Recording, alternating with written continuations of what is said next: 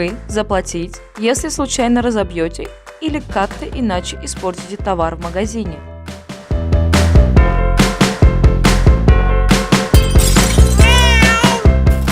Риск случайности гибели или случайного повреждения товара переходит на покупателя с момента, когда продавец считается исполнившим свою обязанность по передаче товара покупателю.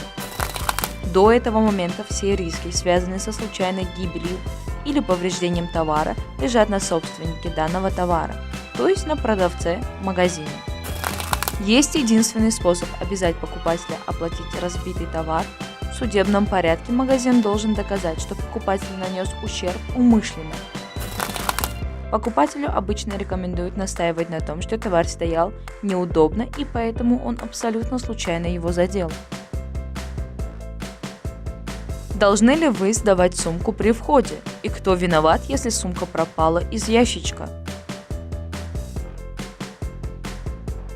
В соответствии с действующим законодательством, покупатель не обязан при входе в магазин сдавать свои личные вещи в камеру хранения.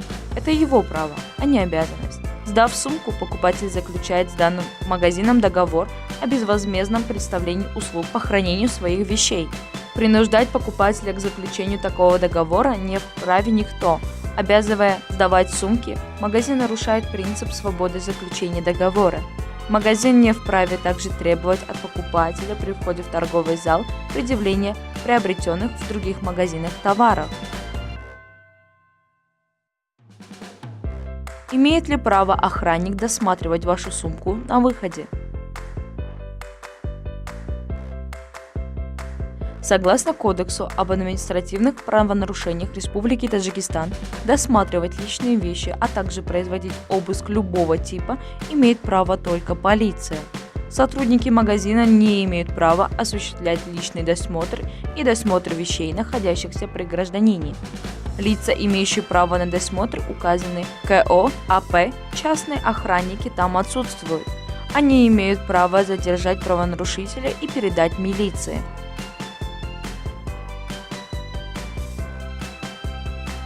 Кто виноват, если вы отравились продуктами из магазина?